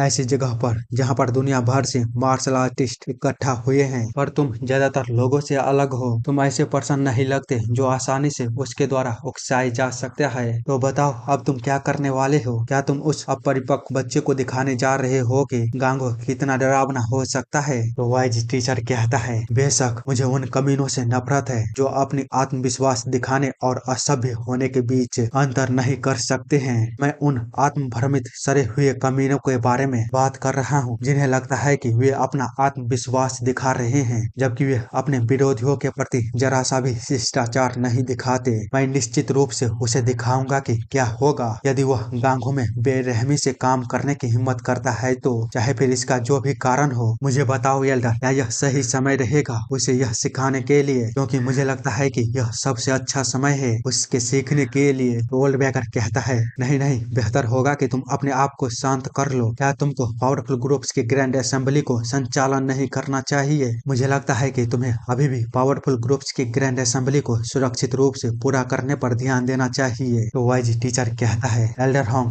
क्या तुमको सच में लगता है कि पावरफुल ग्रुप्स की ग्रैंड असेंबली सुरक्षित रूप से खत्म हो पाएगी? मेरे विचार से पावरफुल ग्रुप्स की ग्रैंड असेंबली को सुरक्षित रूप से खत्म करने के लिए इससे कोई फर्क नहीं पड़ता है कि कौन सा पक्ष जीतेगा, लेकिन जीतने वाले पक्ष को एक लैंडस्लाइड से जीतना होगा। सिचुएशन को जज करते हुए सहमत पक्ष और असहमत पक्ष समान रूप से हैं। आज शायद सबसे खराब वार का पहला दिन होगा जो हम एक्सपीरियंस करेंगे। गोल्डबैगर कहता है, ठीक है, हम जल्द ही इसके बारे में पता लगाएंगे। वैसे भी अब ढोल की आवाज आना शुरू हो गया है। ऐसा लगता है कि पावरफुल ग्रुप्स की ग्रैंड असेंबली शुरू हो रही है। आगे हम गेट पर कैप्टन को देखते हैं जो कि चिल्लाते हुए सभी से बोल रहा होता है, वॉरियर प्लीज तुरंत ही कार्यक्रम स्थान पर प्रवेश करिए। पावरफुल ग्रुप्स की ग्रैंड असेंबली जल्द ही शुरू होने वाली है। दूसरी तरफ तरफ हम एक बच्चे को देखते हैं जो कि चिल्लाते हुए कह रहा होता है, मास्टर पावरफुल ग्रुप्स की ग्रैंड असेंबली शुरू होने वाली है, प्लीज आप नीचे आ जाइए। तो वाइज टीचर वहाँ से जाते हुए कहता है, ऐसा मुझे लगता है कि हम ज्यादा कुछ नहीं कर सकते, फिलहाल के लिए मेरे डिसेबल ने मुझे बुलाया है तो अब मैं यहाँ से जाता हूँ, चलो अंदर मिलते हैं। ओल्ड बैगर कहता है, ठीक है, मैं भी तुम्हारे पीछे जल्द ही आता हूँ। वहीं वाइज टीचर का डिसेबल कह रहा होता है, मास्टर यह सच में अद्भुत है, पावरफुल ग्रुप्स की ग्रैंड असेंबली के कारण बहुत सारे लोग हैं जिनमें की बहुत सारे मार्शल आर्टिस्ट हैं। तो वाइज टीचर कहता है, तुमको क्या लगता है आयरन मार्शल एसोसिएशन केवल मेनलैंड पर ही हावी है? भले ही पावरफुल ग्रुप्स की ग्रैंड असेंबली नहीं होती तब भी तुम बहुत सारे मार्शल आर्टिस्ट से मिल सकते थे। दूसरी तरफ ओल्ड बैगर वॉरियर हाउस को देखता हुआ सोच रहा होता है, वाइज टीचर ने कुछ भी गलत नहीं कहा, कोई फर्क नहीं पड़ता है कि कौन सा पक्ष जीतता है, आज निश्चित रूप से रक्तपात होगा, यानी कि खूने बहेंगे। कि ऐसा लगता है कि हमारे विरोधियों ने अपने कार्ड्स को पर्याप्त रूप से तैयार कर लिया है, लेकिन यहाँ हमारे द्वारा तैयार किए गए कार्ड्स के बारे में एक भी निश्चित चीज नहीं है। यह वास्तव में मुझे चिंता दिला रही है। अगर ऐसा ही चलता रहा तो किंग ऑफ वार के सुरक्षित होने का गारंटी देना मुश्किल है। इसी के साथ सीन चेंज होता है और हम आयरन मार्शल एसोसिएशन के बाहरी वॉल को देखते हैं, जहाँ पर कोई बोल रहा होता है, इस तरफ मास्टर जंग गायू, आप इस सीक्रेट रास्ते के जरिए आयरन मार्शल एसोसिएशन के भीतर गेस्ट हॉल के बगीचे तक सीधे पहुंच जाएंगे। तो गायू कहता है, शुक्रिया, अब मैं यंग लेडी से सुरक्षित रूप से मिल पाऊंगा, साथ ही मुझे नहीं लगता है कि मेरा कोई पीछा कर रहा है, लेकिन फिर भी अगर तुम थोड़ी देर के लिए छिप जाओ तो बेहतर होगा, सिचुएशन शांत होने पर मैं तुमसे दोबारा संपर्क करूंगा। वो बंदा कहता है, ठीक है, फिर मिलते हैं। आगे जब गायू उस रास्ते से अंदर की ओर जाता है तो उसे पीछे से देखता हुआ वह बंदा कहता है, यह अच्छा होता अगर इस रास्ते को दोबारा कोई भी इस्तेमाल नहीं करता तो, क्योंकि नामगोंग फैमिली की यंग लेडी को नामगोंग फैमिली के परसिक्यूशन के बाद इसीलिए हमने इस रास्ते को ठीक से उसी समय बनाया था जब हमें आयरन मार्शल एसोसिएशन से बाहर निकलने के लिए एक रास्ता चाहिए था, लेकिन मैंने कभी नहीं सोचा था कि हम इस रास्ते का कभी भी इस्तेमाल करेंगे, इसलिए अब मुझे जल्दी करनी होगी। अगर मैं यहाँ पर ज्यादा देर रुकता हूँ तो मैं खुद को बड़ी मुसीबत में फंसा दूंगा। इतना बोलकर वह वहाँ से जाने ही वाला होता है, तभी उसके पीछे से वह गोल्डन स्कॉल आते हुए कहता है, क्या तुमने कहा इस रास्ते के अंत में ग्रेट हेवनली मर्चेंट ग्रुप की यंग लेडी है? उस आवाज को सुन वह बंदा झट से पीछे मुड़ उसे देखते हुए कहता है, तुम तो गोल्डन स्कॉल हो, व्हाइट ड्रैगन ग्रुप का लीडर, मैं अपने साथियों का बदला तुमसे लूंगा जो तुम्हारे हाथों मारे गए हैं, तुम्हें आज यहाँ पर मरना होगा। इतना बोलते हुए वह उस पर अटैक कर देता है, पर जब तक वह उसके पास पहुँच पाता हम देखते हैं उसके बॉडी के दो टुकड़े हो चुके होते हैं और गोल्डन स्कॉल कहता है, बदला कोई ऐसी चीज नहीं है जो कमजोर लोग ले सकते हैं। इसी के साथ इस चैप्टर की शुरुआत में हम देखते हैं व्हाइट ड्रैगन ग्रुप का एक बंदा बोल रहा होता है, मुझे नहीं लगता है कि हमारे लिए उस पर इतनी दूर से नजर रखना सही होगा, शायद हमें और पास जाकर उस पर नजर रखनी चाहिए। तो दूसरा कोई कहता है, तुमको यह नहीं भूलना चाहिए कि ग्रेट हेवनली मर्चेंट ग्रुप का guest house king of war का घर है, अगर हम उस पर और करीब से जाकर नजर रखते हैं तो हम पकड़े जा सकते हैं। तो वह पहला वाला बंदा कहता है, मैं नहीं, तुम भूल गए हो कि किंग ऑफ वार अभी प्रिजन में है। जिस पर वह दूसरा बंदा कहता है, हालांकि किंग ऑफ वार फिलहाल के लिए यहाँ पर नहीं है, लेकिन उसके बदले यहाँ पर आयरन टायरेंट है जो कि 9 सबसे स्ट्रॉन्ग व्यक्तियों में से एक है। अगर वह अपना कदम उठाता है तो भले ही हम पूरे व्हाइट ड्रैगन ग्रुप उसके सामने आ जाए तो भी हम गारंटी नहीं दे सकते हैं कि हम जीत पाएंगे। तभी वहाँ पर कोई तीसरा आते हुए कहता है, इसमें कोई संदेह नहीं है कि आयरन टायरेंट कोई ऐसा है जिसे हम छू भी नहीं सकते, लेकिन आज वह दिन है जब पावरफुल ग्रुप्स की ग्रैंड असेंबली होने वाली है और मैंने कन्फर्म किया है कि आयरन टायरेंट वॉरियर हॉल में है। इस समय पर ग्रेट हेवनली मर्चेंट ग्रुप में एक भी मार्शल आर्टिस्ट नहीं है। गोल्डन स्कल को वहाँ पर देख एक बंदा कहता है, आप यहाँ पर क्यों हैं? तो गोल्डन स्कल उससे बोलता है, मुझे विश्वास है कि मैंने व्हाइट ड्रैगन ग्रुप को ऑर्डर दिया था सभी को यहाँ आने के लिए, लेकिन उनमें से केवल तुम दोनों ही यहाँ पर हो, ऐसा क्यों? जो सुन एक बंदा बताता है, व्हाइट ड्रैगन ग्रुप के सभी मेंबर वॉरियर हॉल को घेरने के लिए मास्टर के ऑर्डर पर वहाँ गए हैं। साथ ही दूसरा कहता है, लेकिन हम सोच रहे थे कि ग्रेट हेवनली मर्चेंट ग्रुप की अपनी देख रेख में कोई कमी ना हो, तो इसीलिए हम दोनों यहीं पर रुक गए। इतने में ही उन सभी का ध्यान जंग हाउ की तरफ जाता है, जो कि कहीं पर जाने की तैयारी कर रहा होता है। उसे देख हुए बंदे कहते हैं, जंग हागियो वह दिख गया है, अब हमें क्या करना चाहिए उसके साथ। तो गोल्डन स्केल उसकी ओर देखने के बाद थोड़ी देर सोचता है और कहता है, मास्टर का ऑर्डर किसी भी चीज से ज्यादा इम्पोर्टेंट है, लेकिन फिर भी मैं अपनी ड्यूटी से हार नहीं मान सकता। मैं चाहता हूँ कि तुम दोनों वॉरियर हॉल जाओ। अभी भी पावरफुल ग्रुप्स की ग्रैंड असेंबली को शुरू होने में कुछ समय बाकी है। तब तक मैं यहाँ पर सब कुछ साफ करके दोबारा तुम लोगों से मिलता हूँ। जो सुन वो दोनों बंदे वहाँ से जाते हुए कहता है, ठीक है। आगे व्हाइट स्कॉल हेवनली मर्चेंट ग्रुप को देखते हुए बोलता है, फिलहाल के लिए किंग ऑफ वॉर रीजन में है। ओल्ड बैगर और आयरन टायरन जो कि उसे फॉलो करते थे, वो भी पावरफुल ग्रुप्स की ग्रैंड असेंबली के चलते वॉरियर हॉल में है। इसीलिए अभी ग्रेट हेवनली मर्चेंट ग्रुप पर हमला करने का बिल्कुल सही समय है। ऐसा लगता है कि हेवन भी मास्टर के साथ है दुनिया पर कब्जा करने में। दूसरी तरफ हम देखते हैं कोई चिल्ला रहा होता है, यंग लेडी तुम कहाँ पर हो? प्लीज मुझे जवाब दीजिए, अगर आप अभी भी जिंदा हैं तो। ओह, तो आप यहाँ पर हैं। शुक्र है कि आप अभी भी जिंदा हैं। आपको देखकर मुझे राहत मिली। सोहो भी उसे इतनी हड़बड़ाहट में देख कहती है, अंकल गायो, मुझे यकीन है कि मैंने लेटर में आपको चेतावनी दी थी कि अभी आयरन मार्शल एसोसिएशन के दीवारों में प्रवेश करना खतरनाक होगा, क्योंकि अभी हम वर्तमान में 5 ड्रैगन लीग के लोगों के निगरानी में हैं। लेकिन फिर भी आप यहाँ पर क्यों हैं? तो वह बंदा हाँफते हुए कहता है, मैं आपकी सुरक्षा को लेकर चिंता कर रहा था, इसीलिए मैं यहाँ पहुँचने के लिए सीक्रेट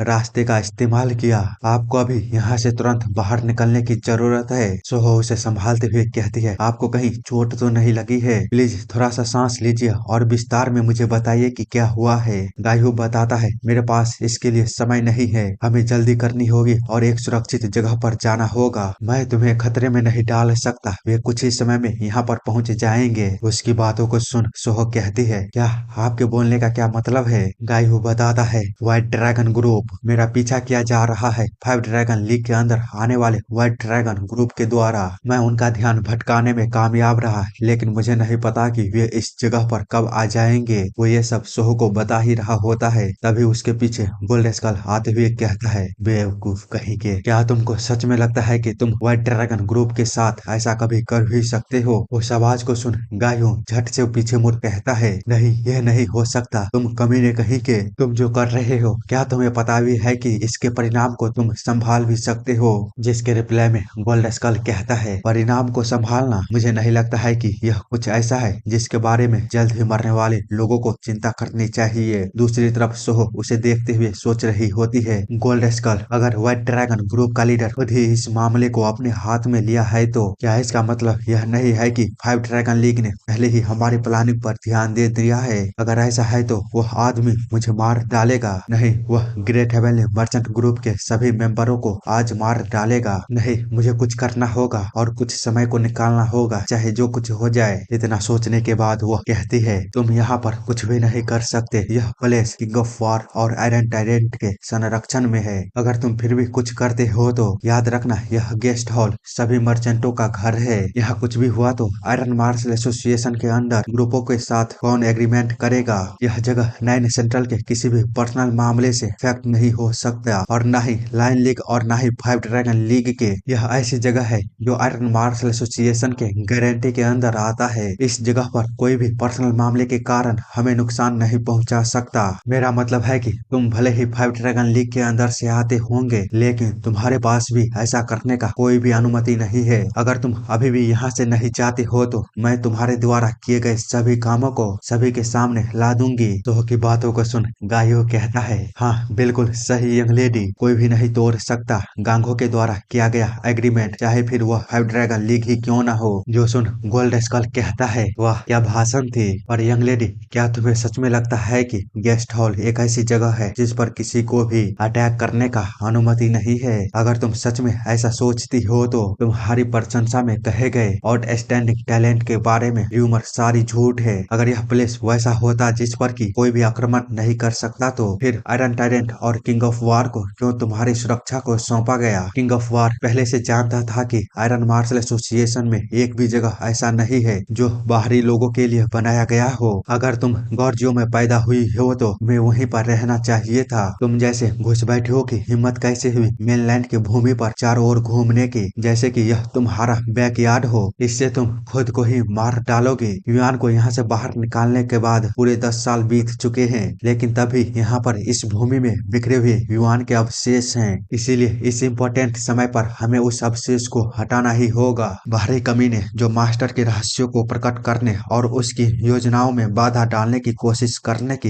हिम्मत करेगा, उसको कभी भी बर्दाश्त नहीं किया जाएगा। जो सुन सोहो कहती है, तो तुम मुझे बता रहे हो ग्रेट हेवन ने मर्चेंट ग्रुप को प्रोसिक्यूट करने का कारण केवल गॉर्जियो के लोगों के लिए तुम्हारा पर्सनल फीलिंग है? तो गोल्ड स्कल कहता है, बेवकूफ लड़की, बिंदु को चमकाने की कोशिश मत करो। इसका कारण केवल यह है, आयरन मार्शल एसोसिएशन के खिलाफ अपने विश्वासघात के कारण तुम अपनी मौत का सामना कर रही हो। जिस पर सोहो कहती है, ओह ऐसा है, पर क्या यह तुम नहीं थे जो बिंदुओं पर प्रकाश डालने की कोशिश कर रहे थे? वैसे भी फाइव ड्रैगन लीग के हेड के रहस्य को जानने से आयरन मार्शल एसोसिएशन के साथ विश्वासघात करने का क्या लेना देना है? मुझे तो लगता है वांग बुगनैक ही कोई ऐसा है जिसने की आयरन मार्शल एसोसिएशन के साथ विश्वासघात किया है। अगर ऐसा नहीं होता तो वह क्यों पावरफुल ग्रुप्स के ग्रैंड असेंबली को करने पर जोर डालता? तुम्हें क्या लगता है बड़ी बहन? सोहो की बातों को सुन गोल्ड स्कल कहता है, क्या बड़ी बहन? हम देखते हैं उसके पीछे ही हांग सांग खड़ी होती है और उससे कहती है, हाँ तुम सही हो, मुझे भी ऐसा ही लगता है। गोल्ड स्कल उसकी बातों को सुन और भी घबराते हुए कहता है, आखिरकार वह मेरे पीछे थी।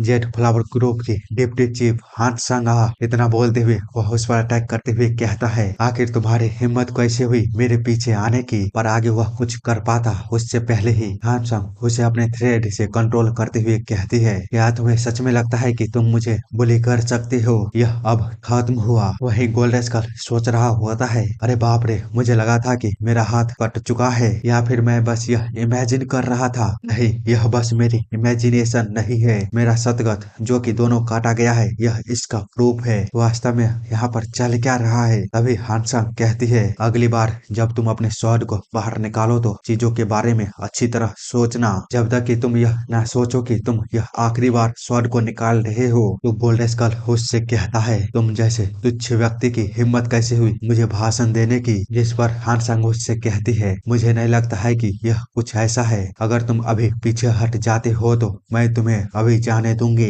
जैसा कि तुम जानते हो, मैं अभी भी आयरन मार्शल एसोसिएशन का एक हिस्सा हूँ, इसलिए मुझे फाइव ड्रैगन लीग के साथ कोई संघर्ष करने की आवश्यकता नहीं है। हालांकि अगर तुम्हारे पास पीछे हटने का कोई भी इरादा नहीं है तो मैं तुम्हारा सामना करूंगी, जिसके परिणाम स्वरूप तुम्हें अपने मौत का सामना करना पड़ेगा, जिसे तुम कभी भी टाल नहीं सकते। गोल्ड स्कल उसकी बातों को सुन गुस्सा होते हुए कहता है, जेड फ्लावर ग्रुप जूनियरों का एक ग्रुप है। तुम बच्चों के झुंड का केवल एक डिप्टी चीफ हो, लेकिन फिर भी तुम्हारी साहस सीमा को पार कर गया है। मैं तुम्हें आज ऐसी स्टेट में डाल दूंगा जहाँ पर कि तुम ना तो जिंदा रहोगी और ना ही मरोगी। इतना बोलते हुए वह दोबारा अपना वही पुराना वाला अटैक करता है, river of blood and sea of cloud. उसे इस तरह अटैक करता देख हान सांग कहती है, यह तो काफी बुरा है, पर फिर भी अभी की सिचुएशन को देखते हुए डिसीजन लेने से पहले तुम्हें अपने एक्शन के बारे में सोच लेना चाहिए। तो व्हाइट स्कल कहता है, व्हाइट ड्रैगन ग्रुप कभी भी पीछे हटना नहीं जानता है। हान सांग जो सुन कहती है, अच्छा तो ऐसी बात है, मुझे बताओ क्या तुम्हारे पास कोई आखिरी इच्छा है मरने से पहले? अगर नहीं है तो?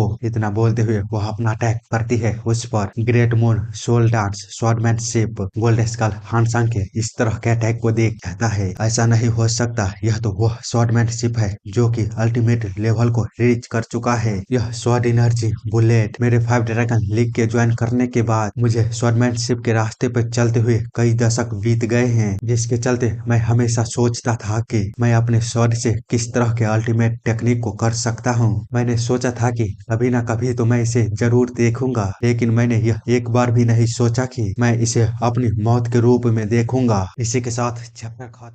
इस चैप्टर की शुरुआत वॉरियर हॉल से होती है, जहाँ पर कि हुआंग बुगनैक जाते हुए सोच रहा होता है, बहुत समय हो गया है, मैं सच में काफी दिनों से इतना लंबा इंतजार किया है। कल आयरन मार्शल एसोसिएशन गायब हो जाएगा और केवल फाइव ड्रैगन लीग ही पूरी दुनिया पर राज करेगा, जो कि इस बात का सबूत होगा कि इस युग ने मुझे चुना है। तभी उसके सामने लाइन लीग का हेड और नाइन सेंट्रल का हेड आते हुए कहता है, स्वागत है मास्टर हुआंग बो। उन दोनों को इस तरह अपने आगे देख वो भी कुछ नहीं समझ पाते था। तभी लाइनली का हेड कहता है, मुझे विश्वास नहीं हो रहा है कि जिस व्यक्ति ने पावरफुल ग्रुप्स के ग्रैंड असेंबली को बुलाया है वही खुद इतना देर से आया है। तो नैंड सेंट्रल का हेड कहता है, यह जल्द ही शुरू होने वाला है, चलो हमें जल्दी करनी चाहिए। उन दोनों की बातों को सुन वांगमुगनैक एक बड़ी सी स्माइल के साथ सोचता है, एक युग में समय का प्रभाव विशाल लहरों के समान है। एक बार यह बहने लगे तो उसे रोका नहीं जा सकता, न ही उसे मानव की शक्ति से बदला जा सकता है। मुझे यकीन है कि उन्हें अभी तक यह एहसास नहीं हुआ है कि इस युग ने मुझे 5 महानतम फैमिलियों के हेड और 5 ड्रैगन लीग के हेड के रूप में चुना है, इसलिए आज आयरन मार्शल एसोसिएशन का आखिरी दिन होगा।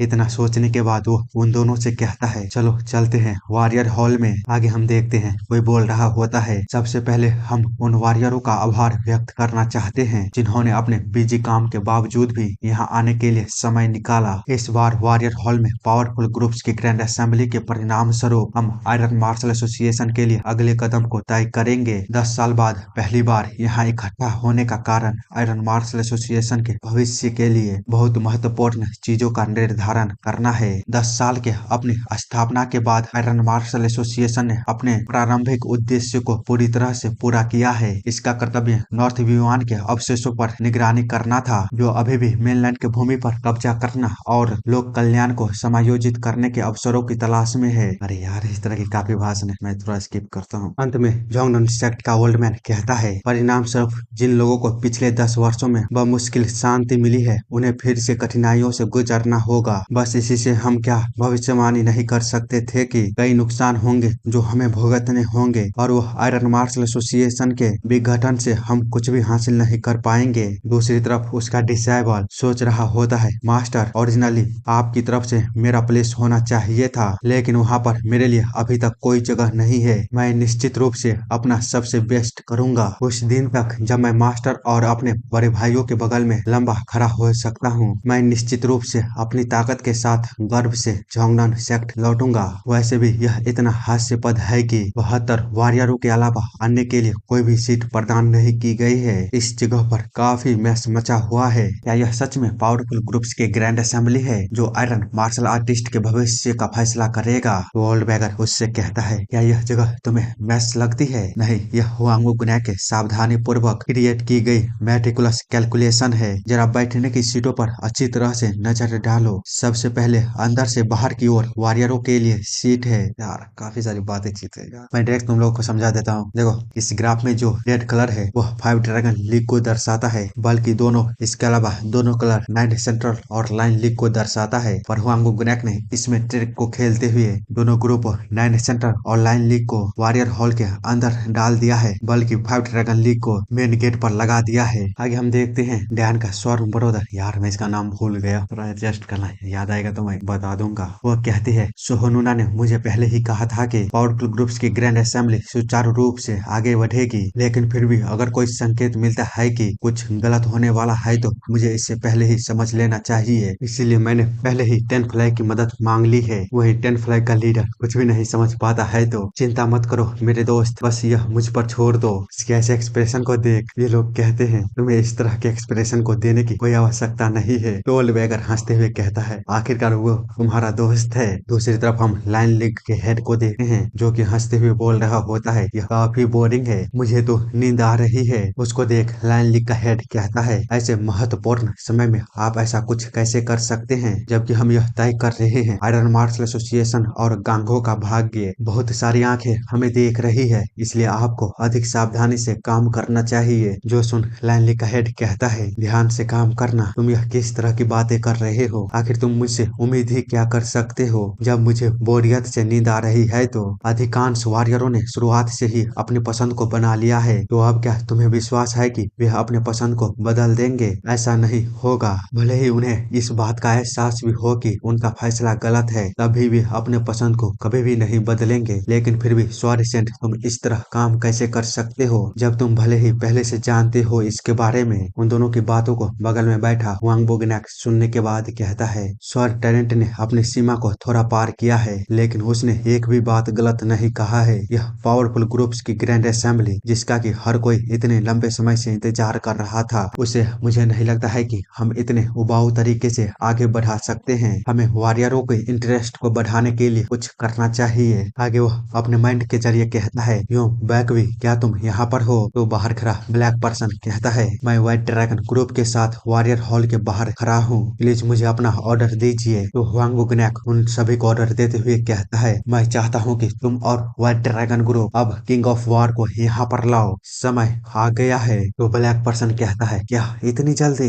तो हुआंग वुगनैक उसे बताता है, इसे अपने दिमाग में रखना, कोई भी वॉरियर यह नोटिस ना कर पाए कि उसे टॉर्चर मिली है। जो सुन वे सभी वहाँ से जाते हुए कहते हैं, हम समझ गए। इसी के साथ वह लोग काफी स्पीड में अंडरग्राउंड प्रिजन की ओर जाने लगता है और थोड़ी ही देर बाद मेन गेट के सामने होता है और ब्लैक पर्सन ऑर्डर देते हुए कहता है, जल्दी से प्रिजन के गेट को खोलो और एक्सेप्ट करो 5 ड्रैगन लीग के हेड का ऑर्डर। जो सुनते ही वह दरवाजा धीरे धीरे खुलने लगता है और सबके सामने आता है किंग ऑफ वॉर यानी कि मेन कैरेक्टर डैन सायो, जो कि अपनी थंडर से भरी नीली आंखों से उन सभी की ओर देख रहा होता है। पर इसी के साथ तो इस चैप्टर की शुरुआत रीजन के गेट खुलने से थोड़े समय पहले होती है। डैन अपने पुराने कपड़े को पहनते हुए कह रहा होता है, यह 1 महीने में पहली बार होगा जब मैंने अपने रोजमर्रा के कपड़े को पहना है, तो यह थोड़ा अजीब लग रहा है। पर अगर मैं 5 ड्रैगन लीग के हेड से मिलने जा रहा हूँ तो फटे हुए कैदियों के कपड़ों में जाना यह अच्छा नहीं लगता। भले ही मैं उससे एक दुश्मन के रूप में मिलूंगा, पर फिर भी मुझे बुनियादी शिष्टाचार तो बनाए रखना ही चाहिए। तो ओल्डमैन कहता है, क्या आप सच में अभी तुरंत हुआंग वुगनैक से मिलने के लिए जा रहे हैं? मेरे ख्याल से और अधिक तैयारी करने के बाद आपका उससे मिलना बेहतर होगा। सुरक्षा ब्यूरो का मेंबर भी कहता है, मेरे हिसाब से भी यह सही रहेगा। आप हुआंग वुगनैक के खिलाफ लड़ने जा रहे हैं, जो कि कोई ऐसा पर्सन है जो पूरे गांगो में सबसे अधिक पावरफुल माना जाता है, इसीलिए आपको सावधानी से तैयारी करनी चाहिए। जो सुन डैन कहता है, आप लोगों को चिंता करने की कोई आवश्यकता नहीं है, वैसे भी कुछ भी नहीं बदलने वाला, सिर्फ मेरे तैयारी कर लेने से। उतने में ही आवाज आता है, जल्दी दरवाजे को खोलो और 5 ड्रैगन लीग के ऑर्डर को एक्सेप्ट करो। डैन जो सुन कहता है, वो लोग मेरे उम्मीद से कहीं जल्दी यहाँ पर आ गए हैं, आप दोनों प्लीज थोड़ी देर के लिए यहाँ पर मेरा इंतजार करिए, मैं पहले इन लोगों से मिल लेता हूँ, बाद में हम एक साथ हुआंग वुगनैक से मिलने के लिए जाएंगे। चलो अब शुरू करते हैं। उसके इतना बोलते ही दरवाजा धीरे धीरे खुलने लगता है। दूसरी तरफ ब्लैक पर्सन कह रहा होता है, भले ही मास्टर ने अपने क्यूआई को रिमूव कर दिया हो, पर फिर भी हम अपने गार्ड को डाउन नहीं कर सकते, हमें सबसे अधिक डिफेंस पर ध्यान देना है, क्या तुम लोग समझ गए? इतने में ही दरवाजा पूरी तरह खुलता है और हम डैन को देख पाते हैं। ब्लैक पर्सन डैन की आंखों को देख कहता है, ये नहीं हो सकता किंग ऑफ वॉर, क्या तुमने अपने क्यूआई को दोबारा रिगेन कर लिया है? आगे वो कुछ बोल पाता उससे पहले ही डैन अपने बड़े से क्यूआई का हाथ को बनाते हुए उन सभी पर अटैक करते हुए अपने पपेट प्ले टेक्निक का यूज करता है। ब्लैक पर्सन उस हैंड के पावर को रोकते हुए सोच रहा होता है, यह तो असंभव है। अब इसमें कोई डाउट नहीं है कि क्यों मास्टर ने इस कमीने के क्यूआई को रिमूव कर दिया था, आखिर वह इतनी पावरफुल क्यूआई को कैसे बाहर निकाल सकता है? मैं यहाँ पर खुद को हारने नहीं दे सकता। उसके जैसे तुच्छ गॉर्जियो के लोग से इतना सोचते हुए वह काफी जोरदार तरीके से चिल्लाता है और डैन की एनर्जी को खुद से और अपने साथियों से दूर करता है। जो देख डैन उससे कहता है, तुम सच में अमेजिंग हो, तुम मेरे पपेट प्ले का मुकाबला करने वाले पहले व्यक्ति होंगे। अब कोई आश्चर्य की बात नहीं है कि तुम्हें क्यों सोल कलेक्टर कहा जाता है, तुम्हारे पास उस नाम के साथ मेल खाने वाले स्किल हैं, लेकिन क्या तुम्हारे साथी इससे बच पाएंगे?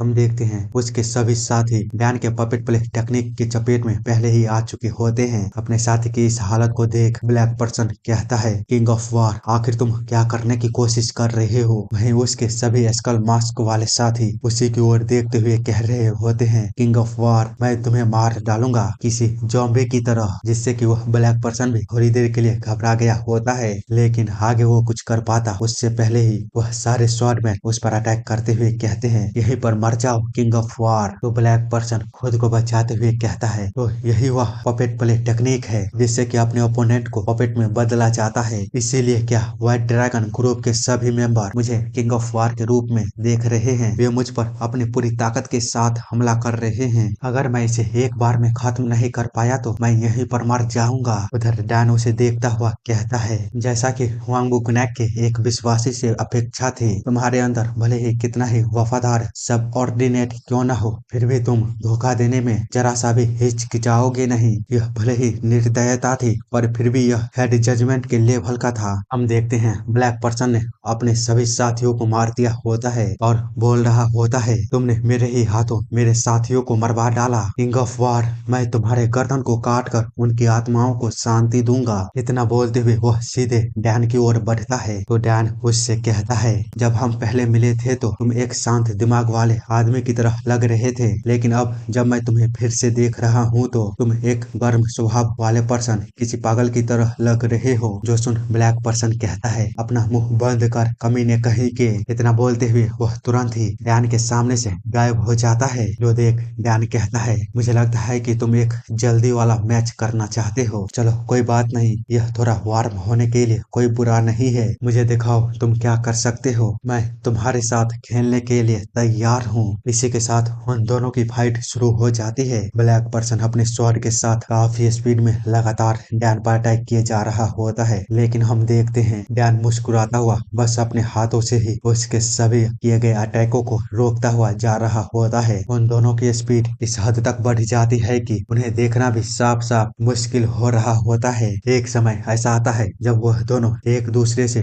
थोड़ी देर के लिए दूर होते हैं। बाद में ब्लैक पर्सन दोबारा डैन की ओर बढ़ता है और अपने कई सारे क्लोनों को बनाते हुए उन सभी के साथ डैन पर अटैक करता है। जो देख डैन कहता है, ऐसा लगता है कि यह ऐसा गेम है जिसमें कि ओरिजिनल को ढूंढना है मुझे। तो ब्लैक पर्सन चिल्लाते हुए कहता है, उन 10 गुड़ियाओं में से 100 तलवार की जुआएं निकल रही है, जिनमें कि बस एक ही असली है जो तुम्हारी जान ले लेगी। आगे उसके कुछ बोलने से पहले ही डैन ओरिजिनल वाले के सर को पकड़ता है और दीवार के साथ काफी जोरदार तरीके से मारते हुए कहता है, बेवकूफ। वही ब्लैक पर्सन बोल रहा होता है, आखिरकार कैसे यह नहीं हो सकता। तो डैन उसे बताता है, मैं कोई ऐसा हूँ जो स्वर्ण सेन के कई हजार स्वर्ण के पंखुड़ियों से असली वाले को खोजने में सक्षम रहा था, और तुमको लगता है कि तुम मुझे ट्रिक कर सकते हो बस इन 10 गुड़ियाओं के साथ। इसी के साथ चैप्टर इस चैप्टर की शुरुआत में हम देखते हैं डैन बोल रहा होता है, तुम्हारे द्वारा इतनी तेजी से बनाई गई स्ट्रैटेजी कोई बुरा आइडिया नहीं था, और ऐसा लगता है कि तुमने मुझे बहुत हल्के में ले लिया था। मैं वह हूँ जो स्वॉर्ड सेंट के कई हजार स्वॉर्ड पंखुड़ियों में से असली को ढूंढ पाया था। क्या तुमको सच में लगा था कि तुम बस उन 10 गुड़ियाओं के साथ मुझे बेवकूफ बना सकते हो। तो ब्लैक पर्सन उसकी ओर देखते हुए कहता है, उसकी आंखें वह बिल्कुल ही वैसा है जैसा मैंने उस समय पर देखा था जब किंग ऑफ वार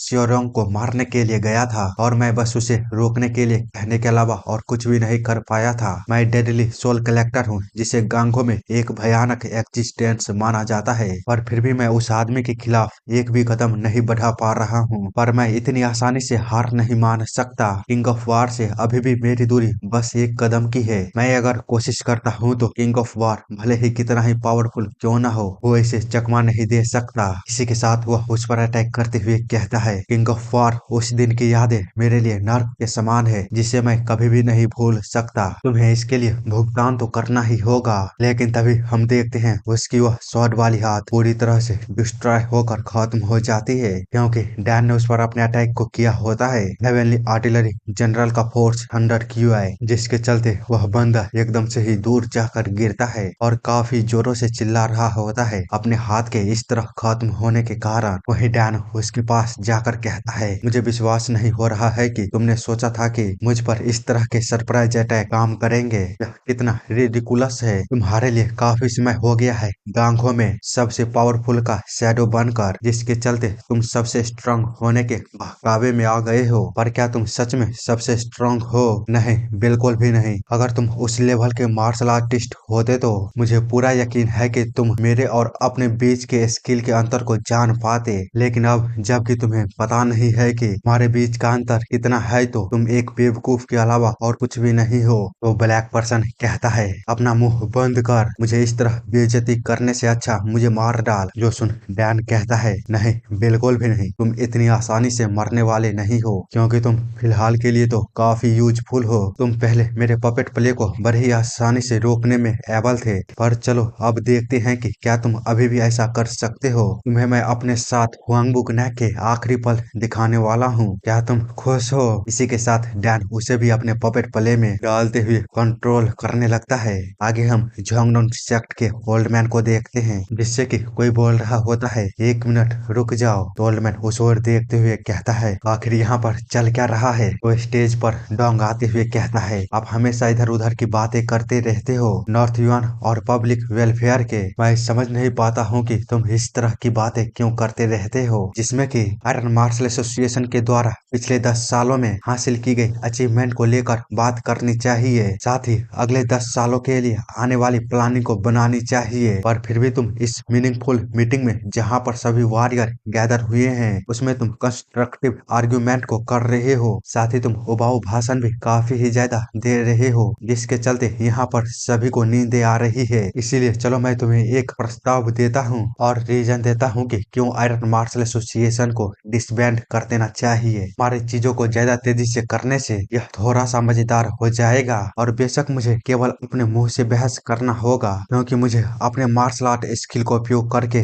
जीतने का आत्मविश्वास नहीं है। उसकी इस तरह की बातों को सुन ग्रेट वॉल कहता है, तुम्हारी हिम्मत कैसे हुई इमोर्टल स्वॉर्ड के सामने इस तरह बात करने की? क्या बच्चे तुम अपने दिमाग को खो बैठे हो या फिर तुम पागल हो चुके हो? तो हेनान का स्वॉर्डमैन भी कहता है, डोंग फैमिली का पेट्रियार्च डांग वांग इल, मैंने सुना है कि वह बिना किसी हिचकिचाहट के सभी बुरे काम करता है, क्योंकि उसके पीछे मास्टर हुआंगबू का हाथ है, पर फिर भी उसकी जीत ने सीमा को पार कर दिया है। तभी डोंग कहता है, गांगो के सभी जूनियर जो कि पीछे खड़े हैं, उनके लिए सीट को प्रोवाइड नहीं किया गया है। इमोर्टल शॉट को वन साइडेड लेक्चर देना बंद करना होगा। इसीलिए क्या तुम लोग मेरे साथ एक भयंकर बहस में भाग लेना चाहोगे? क्योंकि क्या तुम लोगों को नहीं लगता है कि कहना होगा जो हम चाहते हैं? जो सुन जेड फ्लावर ग्रुप का हेड कहता है, वाइज टीचर कब तक तुम इस बेवकूफ को वहाँ पर बकवास करने दोगे? पावरफुल ग्रुप्स के ग्रैंड असेंबली के होस्ट के रूप में तुम्हें जल्दी उस आदमी को वहाँ से हटाना चाहिए। साथ ही यह बंदा सुप्रीम चीफ होता है मैनजोक संग। उसकी इतनी तेज आवाज को सुन आयरन टैलेंट कहता है, अरे बाप रे, तुम इतना चिल्ला क्यों रहे हो? तुम्हारे चलते मेरे कानों में दर्द होने लगी है। जबकि वहीं दूसरी तरफ यंग वॉरियर बात कर रहे होते हैं, तो क्या हमें भी बोलने का अधिकार है? अगर ऐसा है तो हमें चुप नहीं रहना चाहिए, हमें बताना चाहिए कि हम आयरन मार्शल एसोसिएशन से रिलेटेड क्या चाहते हैं। अगर हमें आयरन मार्शल एसोसिएशन को डिसबैंड करना है तो यह हमारे लिए आखिरी मौका है। लेकिन जब इमोर्टल शॉट अपने भाषण को दे रहा है तो हम बीच में नहीं जा सकते, हमारी हिम्मत नहीं है। उन सारे लोगों की इस तरह की बातों को सुन पीछे खड़ा ओल्ड मॉन्क कहता है, उस बंदे ने आयरन मार्शल एसोसिएशन के पावरफुल ग्रुप्स की ग्रैंड असेंबली को बस कुछ ही शब्दों के साथ अराजकता में डाल दिया है। वह सच में कुटिल जीव का स्वामी है। तो कैप्टन कहता है, मुझे यकीन है कि आपने उसके बारे में पहले सुना होगा। वह सिचुआन में डोंग फैमिली का पेट्रियार्च है। मेरा मतलब है कि वो इतना बोल ही रहा होता है, तभी वह हेल्स इमोर्टल रिवाइव कोर्स काफी जोरों से गुर्राहट को निकालता है। जो देख कैप्टन डरते हुए कहता है, अब इसके साथ क्या गलत हुआ है? यह क्यों गुर्रा रहा है? इतना बोलने के बाद वह मॉन्क से दोबारा कहता है, मॉन्क जी, आपको वास्तव में पावरफुल ग्रुप्स की ग्रैंड असेंबली में भाग लेने की अनुमति नहीं है, लेकिन इमोर्टल स्वॉर्ड से एक विशेष अनुरोध के साथ हम आपको इस शर्त पर जाने देते कि मैं आपको स्कॉट कर दूंगा। इसमें अगर कोई भी दिक्कत होती है तो मैं अपनी जान दे दूंगा। जो सुन मॉन्क कहता है, तुम्हें इस चीज के बारे में कोई चिंता करने की आवश्यकता नहीं है, बस खुद को शांत करो। ओ मानी बाद में हम यह केवल इसलिए ऐसा एक्ट कर रहा है क्योंकि यहाँ पर काफी ही ज्यादा मर्डरस हो रहा है, जो कि सबसे अधिक उस बच्चे डोंगवांग इल के अंदर से आ रही है। उसकी इतनी भारी एनर्जी निकालने के कारण मैं उस गंध को महसूस नहीं कर सकता हूँ जो मनुष्य आमतौर पर करते हैं। उसका अस्तित्व ही बेरंग और गंधहीन है, जो कि केवल उस यूनिक पॉइजन स्किल के कारण है जो सिचुआन के डैंग फैमिली पोजेस करती है। आगे वह सोचता है, क्या हमारा आयरन मार्शल एसोसिएशन में आना हेवन की इच्छा थी? उसी समय दूसरी तरफ ओल्ड मैन कहता है, पैटिया डोंग, तुम्हें क्या लगता है तुम यहाँ पर क्या कर रहे हो? क्या तुम वाकई में नहीं जानते हो कि तुम्हारा बयान मुझे शर्मिंदा करने का कारण बन सकता है? तो डोंग कहता है, यह बस अर्थहीन बयान है। जो सुन ओल्ड मैन सोचता है, क्या वह कुछ प्लानिंग कर रहा है? आगे वह डोंग से बोलता है, यदि तुम्हारे पास कोई दूसरी बात है बताने के लिए तो प्लीज इसे नियम के अनुसार कहना, एक बार जब मैं अपनी बात खत्म कर लूं तो। जिस पर डोंग कहता है, तुमने तो मुझे डरा दिया, बस तुम्हारे इस तरह मुझे घूरने से मेरे घुटने डगमगा रहे हैं, लेकिन मैं क्या करूं, मेरे पास बहुत कुछ है बोलने के लिए, इसीलिए आप प्लीज रुक जाइए और मेरे साथ बहस करना बंद करिए। छोड़िए। तो ओल्ड मैन उससे कहता है, यह आखिरी बार होगा जब मैं तुम्हारे घमंड को बर्दाश्त करूंगा, इसीलिए अब इस चीज को और बिगाड़ना बंद करो और पीछे हट जाओ। उसी समय वहाँ पर वाइज टीचर आते हुए कहता है, यहाँ पर एक नियम है जिसके चलते मैं एक मॉडरेटर के रूप में किसी के भी स्टेटमेंट के बीच में नहीं आ सकता, लेकिन फिर भी जब सिचुएशन इस तरह बदल गई है तो मैं इंटरफेयर करता हूँ। आगे वह डोंग से कहता है, पैट्रियार्च डोंग पावरफुल ग्रुप्स की ग्रैंड असेंबली के अपने नियम है, इसीलिए तुम्हारे पास भी अपने बात को करने का समय आएगा। आयरन मार्शल एसोसिएशन को सपोर्ट करने वालों के बाद तो प्लीज इंटरप्ट करना बंद करो और अपनी बारी का इंतजार करो। जो सुन डोंग कहता है, यह नियम भले ही मैं कोई ऐसा व्यक्ति था जो 10 साल पहले पावरफुल ग्रुप्स की ग्रैंड असेंबली में भाग लेने के लिए योग्य नहीं था, पर फिर भी मैं अच्छी तरह जानता हूँ कि तुम जिस नियमों के बारे में बात कर रहे हो वह उस समय पर मौजूद नहीं था। इसके रिप्लाई में वाइज टीचर कहता है, बेशक यह सच है, उस समय पर कोई भी क्लियर नियम नहीं थे, लेकिन चूंकि पावरफुल वॉरियरों के बीच निहित सहमति है तो इसलिए हम इस बैठक में भी उस नियम का पालन करेंगे। जो सुन वहाँ पर कोई दूसरा आते हुए कहता है, निहित अगर यह कुछ ऐसा है जो कभी भी किसी को नहीं बताया गया है तो तुम इसे एक समझौता कैसे कह सकते हो। इसके अलावा जो हमने 10 साल पहले किया था उसका मतलब यह नहीं है कि हम इस साल भी वही करेंगे। ऐसे नियम जिसे कभी भी कोई भी स्वीकार नहीं किया उसका पालन करना रिडिकुलस हास्यास्पद से ज्यादा कुछ भी नहीं है। उस बंदे को देख वाइज टीचर कहता है, डिवाइन स्ट्रेटेजिस्ट। इस फैक्ट को देखते हुए उसने अपने कदम को रखा है, मुझे पूरा यकीन है इसके बाद भी कुछ और होगा। अभी वह बंदा कहता है, अरे बाप रे वाइज टीचर, प्लीज मेरी तरफ इस डरावने लुक से देखना बंद करो। मैंने किसी भी बात को घुमाने के लिए अपने कदम को नहीं उठाया है, जो कि फैमिलियों जैसे छोटी फैमिलियों की हिम्मत नहीं है हायर अप्स के अफेयर्स में टांग अड़ाने की। मैं इस तरह एक्ट इसलिए कर रहा हूँ क्योंकि मुझे चिंता हो रही है गांगो के भविष्य को लेकर। मुझे लगता है कि पैट्रियार्च डोंग जैसे यंग आदमियों को आगे बढ़ने देना चाहिए जो कि गांगो को फ्यूचर में लीड करने वाले होंगे। उन सभी की बातों को सुन साइड में बैठा हुआ हुआंग वोगुनैक का बेटा हंसते हुए कहता है, मुझे विश्वास नहीं हो रहा है कि ग्रेट इमोर्टल स्वॉर्ड बस कुछ ही शब्दों से इतनी आसानी से रुक गया। यहाँ तो कम्प्लीटली मैच मच चुका है। जिसके बाद वो अपने पीछे वाले पर्सन से कहता है, अगर भी अपने मुंह को इतनी ऊर्जा के साथ, तुमको क्या लगता है हम वह प्राप्त कर पाएंगे जो हम चाहते हैं बिना किसी मुसीबत के। तो वो बंदा कहता है, वे सिर्फ किंग ऑफ वार को मारने के लिए ये कर रहे हैं। और मैं बता दूं यह बंदा म्योंगुन स्योंग होता है। और इसी के साथ चैप्टर खत्म होती है यहीं पर। और प्रांजल बेनीवाल, सॉरी अगर मैं नाम गलत ले रहा हूँ तो शुक्रिया आपका, आपकी वजह से सभी को एक और नए एपिसोड को एंजॉय करने का मौका मिला।